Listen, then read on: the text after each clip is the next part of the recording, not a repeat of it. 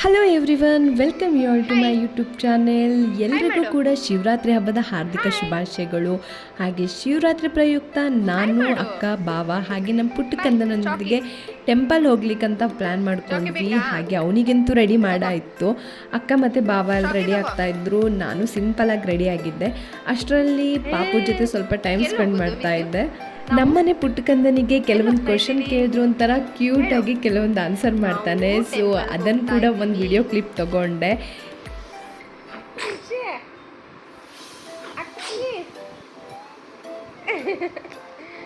ವಿದ್ಯುತ್ ಹೇಗೆ ಸೀಂದ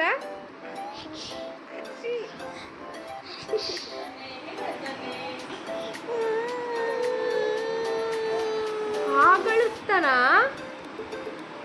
ಹೇಗಳ್ತಾನೆ ವಿದ್ಯುತ್?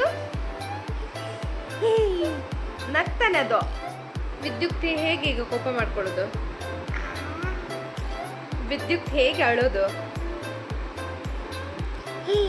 ವಿದ್ಯುತ್ ಡ್ಯಾನ್ಸ್ ಹೇಗೆ ಮಾಡ್ತಾನೆ? ವಿದ್ಯುತ್ ಡ್ರಾಮಾ ಹೇಗೆ ಮಾಡ್ತಾನೆ? ವಿದ್ಯುತ್ ಊಟ ಹೇಗೆ ಮಾಡ್ತಾನೆ? ವಿದ್ಯುತ್ ಹೇಗೆ ಸೀನ್ತಾನೆ? ಅಪ್ಪ ಹೇಗೆ ಸೀನ್ತಾರೆ?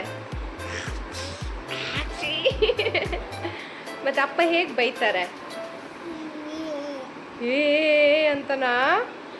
ಹೌದಾ?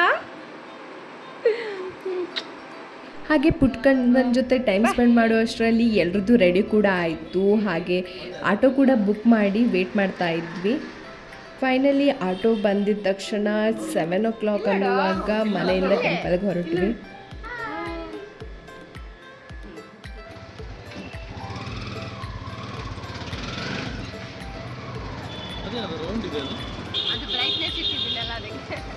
ನಾವು ಹೋಗಿದ್ದು ಬನಶಂಕರಿಲಿರೋ ಪುಣ್ಯಕ್ಷೇತ್ರ ಶ್ರೀ ಧರ್ಮಗಿರಿ ಮಂಜುನಾಥ ಸ್ವಾಮಿ ದೇವಾಲಯಕ್ಕೆ.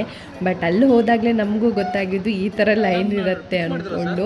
ಅದು ಕೂಡ ಸಿಕ್ಕಾಪಟ್ಟೆ ದೊಡ್ಡ ಲೈನ್ ಇತ್ತು. ಆ ಲೈನಲ್ಲಿ ನಿಂತರೆ ನಾವಂತೂ 9 o'clock ಹೀಗಾಗ್ತಿತ್ತು ರಿಟರ್ನ್ ಬರಲಿಕ್ಕೆ.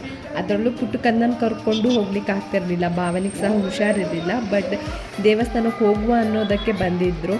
ಹಾಗಾಗಿ ಅಲ್ಲಿ ಆಗಲ್ಲ ಅಂತ ಹೇಳಿಬಿಟ್ಟು ನೆಕ್ಸ್ಟ್ ಅಲ್ಲಿ ರಿಟರ್ನ್ ಆಗುವಾಗ ಇಟ್ಮಡು ಹತ್ತಿರ ಇರೋ ಶ್ರೀ ರಾಮೇಶ್ವರ ಸ್ವಾಮಿ ದೇವಸ್ಥಾನಕ್ಕೆ ಬಂದ್ವಿ. ಅಲ್ಲಿ ಸಹ ಫ್ರಂಟಲ್ಲಿ ನಮ್ಗೆ ನೋಡುವಾಗ ಯಾರೂ ಜನ ಇಲ್ಲ ಅಂತ ಅಂದ್ಕೊಂಡ್ವಿ. ಬಟ್ ಅಲ್ಲಿ ಮೇನ್ ಗೇಟ್ ಏನಿದೆಯೋ ಅದನ್ನು ಕ್ಲೋಸ್ ಮಾಡಿಬಿಟ್ಟು ಬ್ಯಾಕ್ ಸೈಡಿಂದ ಎಂಟ್ರೆನ್ಸ್ ಕೊಟ್ಟಿದ್ರು.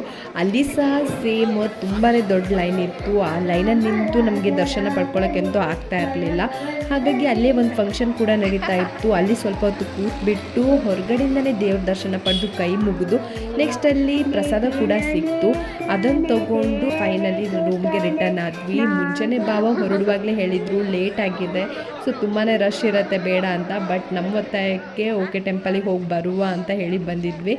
ಬಟ್ ನಮಗೆ ಟೆಂಪಲ್ ಒಳಗಡೆ ಹೋಗೋಕ್ಕಾಗಿಲ್ಲ. ದೇವ್ರ ಪ್ರಸಾದ ಆದರೂ ಸಿಕ್ತು ಅನ್ನೋ ಖುಷಿಲೇ ವಾಪಸ್ ಆದ್ವಿ. Thanks for watching.